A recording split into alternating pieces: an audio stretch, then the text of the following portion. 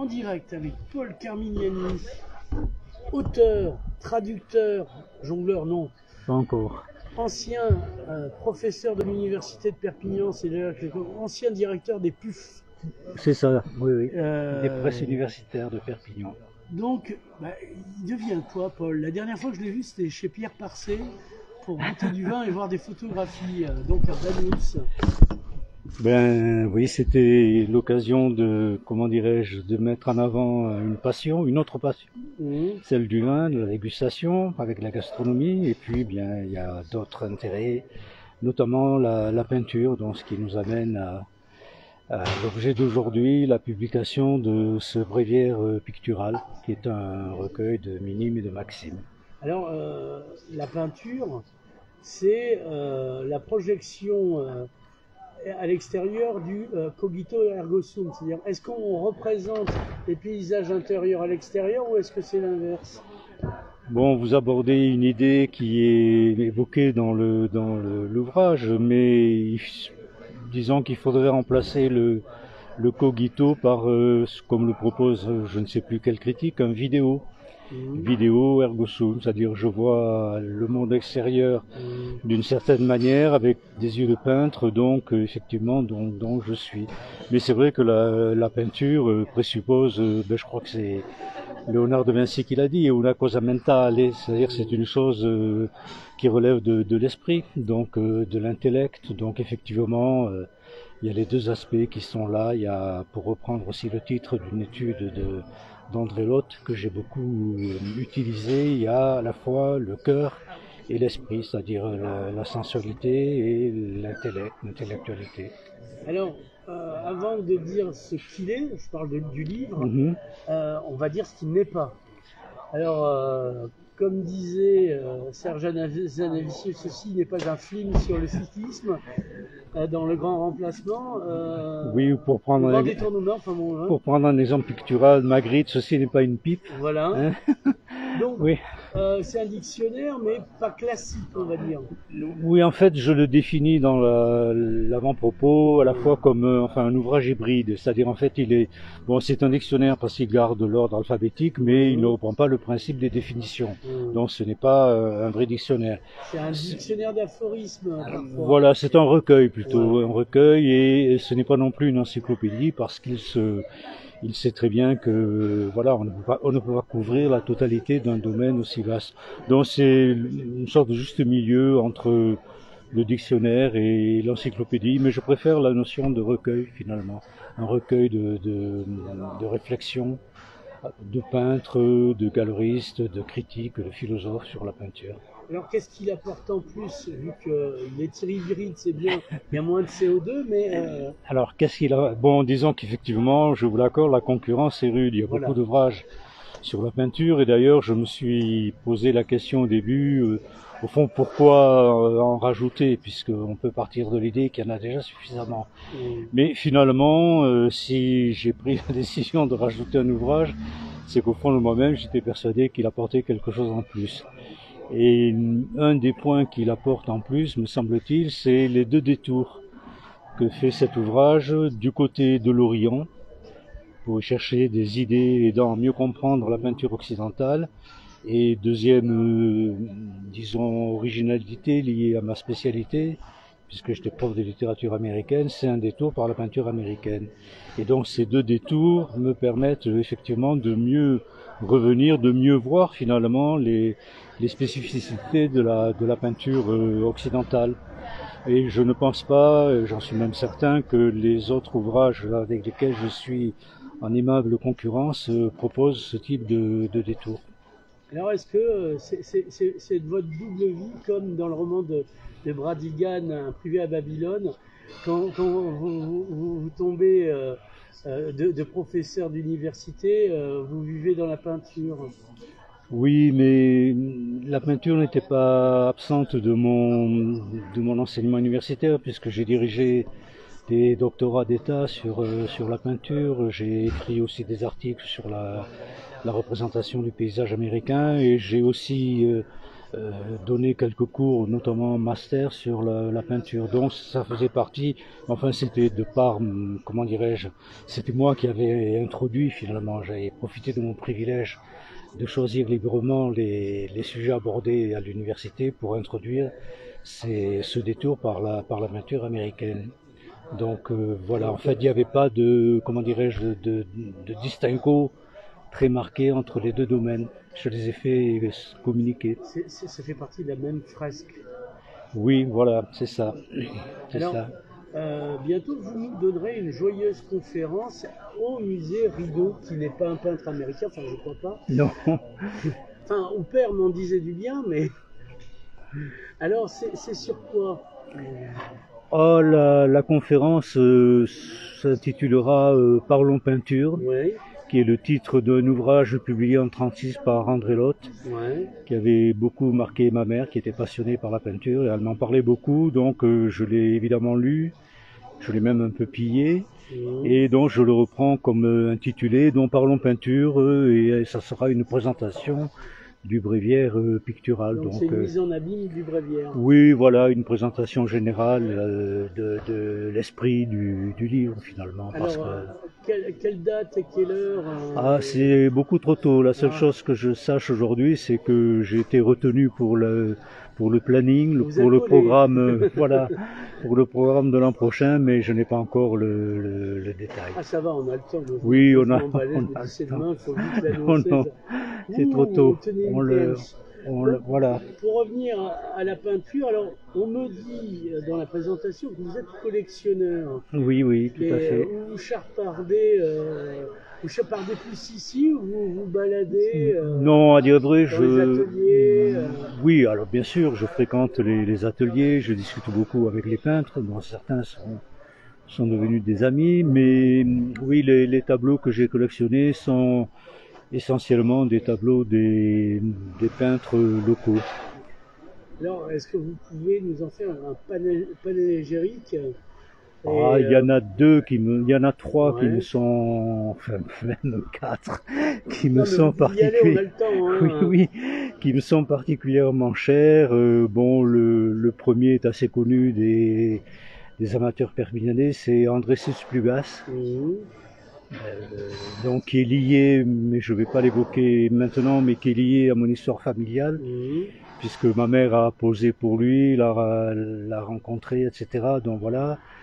J'ai également alors vraiment un très, c'est plus qu'un faible, c'est une passion pour un autre peintre qui habite du côté de Reynes, qui est d'origine polonaise, qui s'appelle Albert Woda, qui est un peintre polonais d'origine. J'adore tout ce qu'il fait, je trouve ça absolument remarquable. Et j'ai aussi alors une très grande passion pour un peintre qui a vraiment consacré sa vie à la peinture. C'est un peintre qui vit à Port-Vendre, qui s'appelle Claude Jullian. C'est lui d'ailleurs qui m'a fourni la très belle illustration de couverture. Il y en a d'autres à l'intérieur. Et je trouve, comme l'a dit d'ailleurs un peintre... Oui, mais justement, c'est ça l'intérêt d'une collection. Non, ça serait dommage. Mais bon, il y a des peintres dont j'ai quand même 7 ou 8 tableaux, d'autres j'en ai qu'un seul. Mais pour en revenir à Jullian, c'est vraiment, comme l'a dit un de ses confrères, en parlant de lui, il a dit c'est notre maître à tous. Et ce qui est vrai. Et enfin, il y en a un autre que j'aime également beaucoup, qui lui fait plutôt de la peinture acrylique. C'est joli, mais ça se dégrade vite dans le temps. Ça ne tiendra pas comme un Léonard de Vinci. J'en suis pas sûr, à dire vrai, mais bon, qui s'appelle Alain Guirado, et qui est pour moi un peintre, le maître, pour utiliser une notion japonaise, le maître du vide. D'accord. Il peint des petits formats qui donnent une impression justement de vacuité, de vide qui est absolument extraordinaire. Mais il y a beaucoup de concurrence avec la politique locale. Oui, je ne m'aventurerai pas sur ce terrain. Glissant, comme dirait Edouard. Oui, ça peut. Donc, est-ce que dans les nouveaux peintres, vous intéressez? Bon, moi j'en connais un qui traîne dans le coin, qui s'appelle Madi, qui peint des... Oui, enfin, bon, nouveaux peintres, disons que ce sont ils sont tous contemporains, à à part Susplugas et à part Rémi Schweitzer qui s'est suicidé l'an dernier. Ouais. Ce sont des peintres qui ont allez, je dirais 40 et 85 ans. Donc après, il faut, enfin, moi je me suis limité. Ouais. Pas de street art, par exemple, tout ça. M'en fous, hein, oui, c'est aussi une question de moyens. Voilà. Et je veux dire, il faut découper les murs, c'est compliqué. C'est compliqué, et puis pour certains peintres, on peut pas s'en approcher, même si on aime ce qu'ils font. Alors, le musée de Céret, ils savent que vous avez produit ce livre? Oui. Apparemment, ils en auraient même commandé quelques exemplaires, donc oui. Bientôt, peut-être avant leur Misérigo, on verra. Une conférence, ça serait bien. Ça serait pas mal, mais je crois qu'ils sont en phase de changement de directrice, donc c'est peut-être pas trop le moment. J'ai bien fait de venir, j'apprendrai le truc. C'est peut-être pas le moment de venir troubler, perturber. Voilà, c'est une période de transition, donc j'attendrai, voilà. Le nouveau président ou la nouvelle directrice soit nommée. S'installe. Alors, on va revenir avec Même les moines ont un passé, disait Umberto Eco dans la bouche de Guillaume de Baskerville. Vous êtes spécialiste de la littérature américaine, ça implique des choses, et donc ça implique même que vous traduisiez, comme quoi vous êtes cohérent, un auteur dont vous fîtes la thèse. Il y a quelques temps de cela. Oui, il y a pas mal de temps. Donc on va commencer, on va aller à pied dans le passé. Pourquoi vous avez choisi cet auteur? Ah, là on change de domaine. Ouais, bon, voilà, Shelby Foote. Ouais, pourquoi choisir Shelby Foote? Bon, d'abord pour une raison absolument capitale, c'est que c'est un... j'allais dire, il est comme les Perpignanais, c'est un provincial, au sens étymologique du terme, c'est-à-dire quelqu'un qui habite le sud d'une province vaincue. Et donc il avait un petit peu une mentalité de vaincu de l'histoire, exactement comme les Catalans, les provinciaux ou les Provençaux sont des vaincus. Et donc il y avait une sorte je dirais de parenté spirituelle, en ce sens que ça m'a, étant moi-même provincial et perpignanais et sudiste et méditerranéen, ça m'a permis de parfaitement bien comprendre le Sud, qui est vraiment une mentalité à part, qui n'a rien à voir. Comme on dirait de Nino Ferrer, finalement, il y a un Sud de tous les Suds du monde. Il y a un Sud, on peut considérer qu'il y a un Sud dans beaucoup de pays, oui, effectivement. Et donc, ça a été une des raisons essentielles du choix que j'ai fait. Ensuite s'ajoute le fait que je voulais travailler sur un auteur vivant. Je voulais absolument le rencontrer, donc pouvoir parler. Oui, quand les vivants sont plus c'est quand même plus intéressant que de travailler uniquement sur des textes. Donc voilà, ça permet de rentrer un peu dans la cuisine de la création littéraire. Et puis après, il y a des raisons plus anecdotiques, mais qui pour moi étaient intéressantes. Il a sorti son premier livre l'année de ma naissance, donc voilà, c'était un point qui a compté aussi un petit peu. Et puis j'aimais ce qu'il écrivait, donc à partir de là, la rencontre s'est faite. Il a accepté de me laisser travailler sur lui, de me confier plus tard ses archives, donc ça s'est très bien passé. Donc vous êtes la personne qui est directement liée à lui, par son fils dont on parlera tout à l'heure. Oui, bien sûr, oui. Puis je l'ai rencontré, on a longuement correspondu, il a toujours été très très disponible, très serviable. Et surtout, il m'a permis de travailler sur ces archives alors qu'elles sont fermées au public pendant 50 ou 70 ans. Donc il m'a donné l'autorisation d'aller aux États-Unis, faire des recherches sur ses écrits intimes, sa correspondance, enfin, etc. Est-ce que son œuvre est bien diffusée Alors, son œuvre en France, aux États-Unis et en France aux États-Unis, bien il soit quand même, il passe pour l'héritier de Faulkner. Ah ouais. Donc ça l'a quand même, ça l'a rendu visible. Bon, il n'a pas connu énormément de succès, mais... Sauf à un moment, vous me disiez... Oui, à l'époque où une chaîne américaine nationale a consacré une série de documentaires sur la guerre de sécession. et c'est lui qui était le conseiller technique, puisque il a écrit une histoire de la guerre de sécession. Et donc c'est lui qui a conseillé l'auteur de ce documentaire en plusieurs épisodes. Hein. Il y en a eu, pas loin peut-être d'une dizaine. Et en plus, il a fait la voix off. Et comme je vous le racontais, il avait une voix absolument extraordinaire, très grave, très distinguée.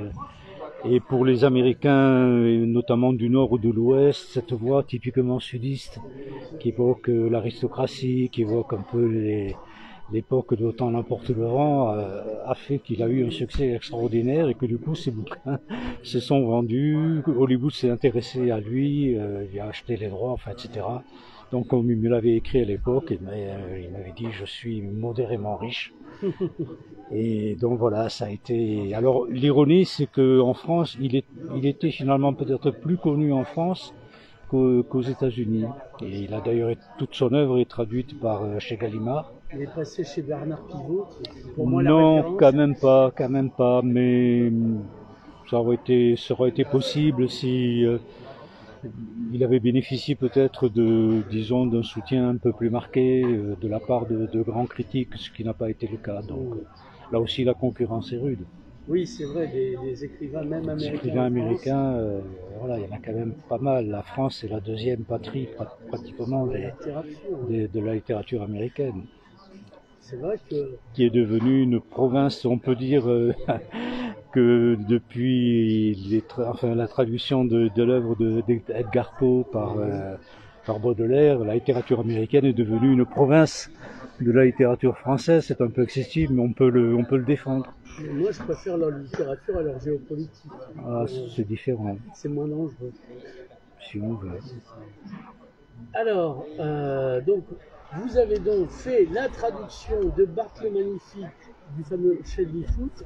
De quoi que ça cause c'est un roman très balzacien, en ce sens que c'est une sorte de, je dirais, de version américaine des Illusions perdues. Ouais, ah bah tiens. D'ailleurs, donc il y a un peu des journalistes dedans. Il y a surtout l'histoire d'un petit fermier du Mississippi qui arrive à intégrer l'aristocratie du Sud, la classe des planteurs, et qui essaie de faire perdurer finalement cette culture, cette civilisation qui était en fait condamnée par l'histoire, puisque ayant perdu la guerre civile et étant condamnée par le progrès économique, la civilisation du Sud s'est quand même étiolée. Alors c'est bien de parler de cette civilisation du Sud, parce que si on ne connaît pas la guerre de sécession et ses antécédents, on ne modélise pas, si j'ose dire, ce que c'était. À part si on a vu Autant n'emporte le vent, évidemment. Oui, mais qui donne pas une image, à prendre au pied de la lettre. Quand même, ça reste un roman. Autant n'emporte le vent. De même que la classe de l'oncle Tom. De même que la classe de l'oncle Tom, effectivement, qui est encore plus discutable de ce point de vue. C'était reconnu comme roman de propagande du Nord contre le Sud. Oui. Grande partie, bien sûr. Oui. Alors, comment ils vivaient donc? Il y avait une espèce d'aristocratie. Il y avait beaucoup de Français, peut-être aussi? Non, il y avait effectivement une aristocratie, un peu l'équivalent de ce qu'on pourrait appeler les 200 familles, mais pas très très nombreuses.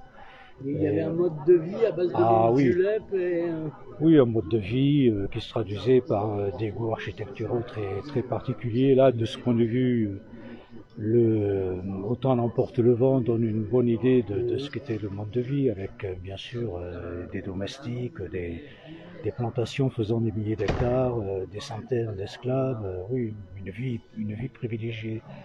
Mais qui n'était pas viable, on le sait, sur le plan économique. Donc en fait, même si la guerre de sécession n'avait pas eu lieu, oui, comme la guerre de le mode de vie des sudistes était condamné. Ça ne pouvait pas perdurer. C'était un modèle économique. Même s'il y avait beaucoup de libre-échange, puisque finalement, ce qu'ils faisaient, c'est beaucoup de libre-échange. Ils exploitaient beaucoup de terrain et puis ils vendaient du coton et d'autres choses. Oui, enfin, c'était pas exactement du libre-échange, mais bon, c'était plutôt de la surexploitation, de la monoculture intensive, qui a fait leur fortune tant que le cours du coton a été élevé. et qui ensuite a fait leur... ah oui, disons, c'est là que viendrait... Ah ben évidemment, le cours du coton s'est effondré à un moment donné, et donc il y a eu des crises, terribles. À commencer, l'auteur d'ailleurs lui-même était fils de grande famille, puisque son arrière-grand-père juif autrichien s'établissant aux États-Unis pour fuir la conscription, ce qui est quand même intéressant, partant aux États-Unis à l'aventure et réussissant à épouser la fille du propriétaire de la plantation où il était comptable, donc ce qui est quand même assez extraordinaire pour évidemment un immigrant juif épouser une fille de grand propriétaire terrien dans le sud avant la guerre de sécession, c'est absolument, voilà, c'est absolument inimaginable, et pourtant ça a eu lieu. Donc ça montre bien que tout n'était peut-être pas aussi rigide qu'on le pense.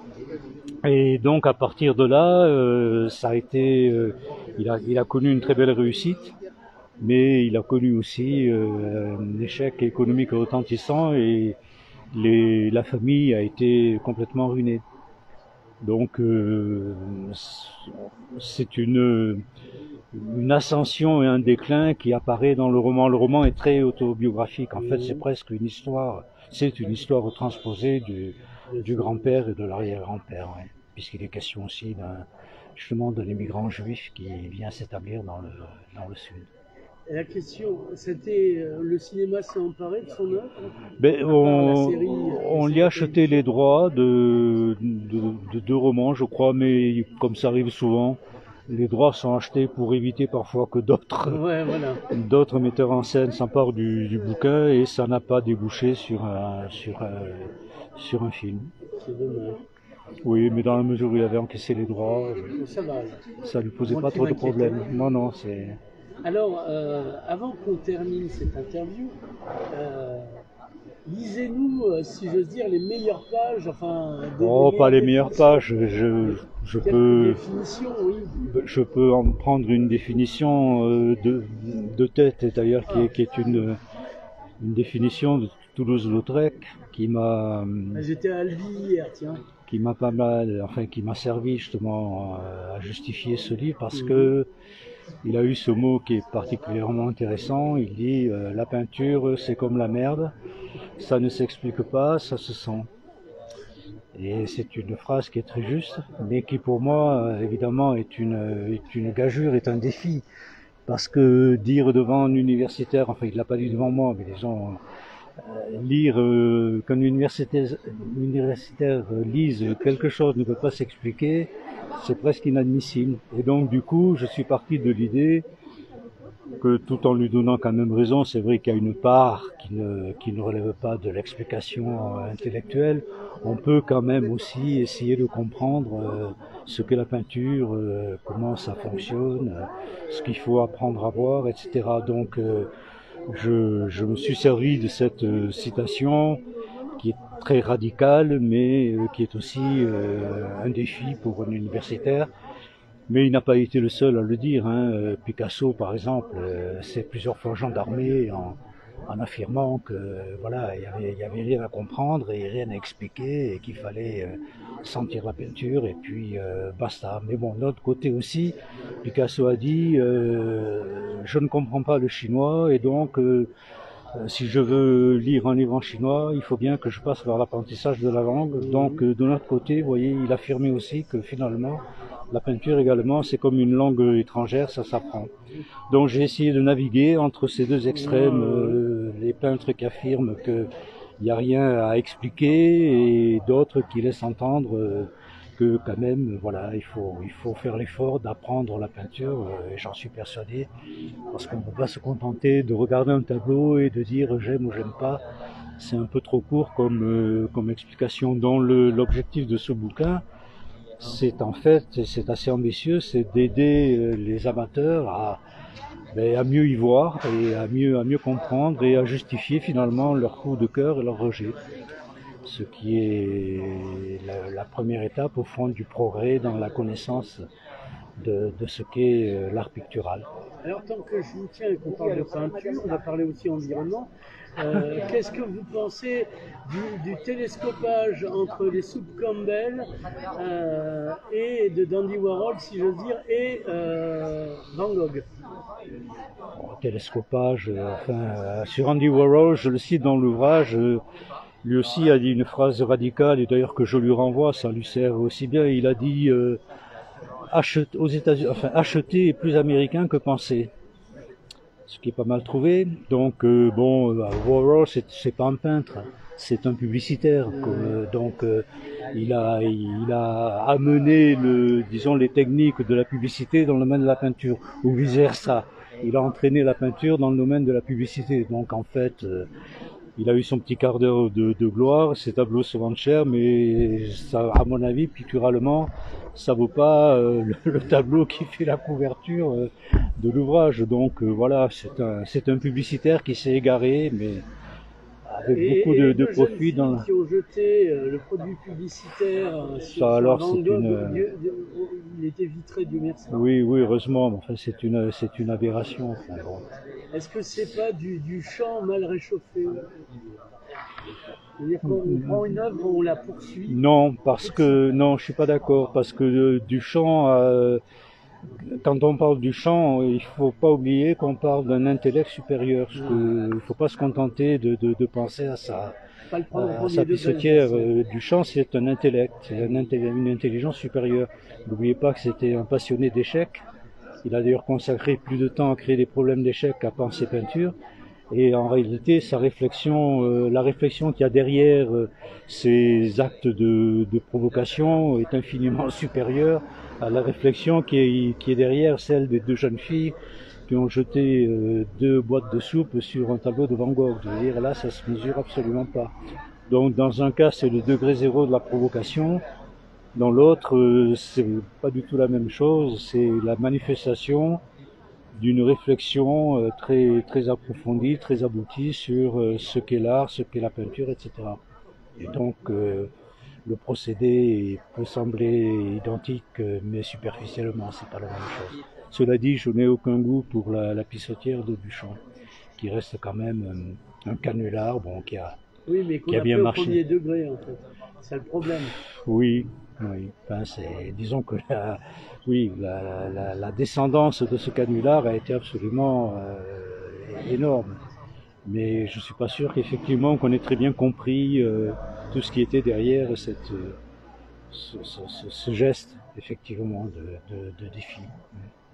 Paul Carmignani, merci. Donc, si vous pouvez prendre votre livre et le braquer devant la caméra. Avec plaisir. Donc voilà, donc, Rivière. Paul Carmignani, c'est le gars au-dessus. Rivière picturale. Voilà. En presse littéraire, donc dans toutes les bonnes boulangeries et autres librairies. Et autres librairies, effectivement. Et on rappelle aussi rue d'Ulm. Oui, Paris, effectivement. Oui, c'est le temps. La traduction. La traduction du roman américain par Shelby Foote, l'héritier spirituel de Faulkner. Ouais. Donc Barthes le Magnifique. Roman balsacien de près de 600 pages, donc on en a pour son argent, non pas autant quand même, 400 et quelques, qui retrace donc l'ascension, l'ascension et la chute d'un petit fermier du Mississippi pendant une période qui va de la guerre de sécession à la Première Guerre mondiale, période qualifiée de la perte d'innocence des États-Unis. Merci beaucoup, Paul. Avec plaisir. Et à bientôt pour d'autres aventures littéraires ou picturales.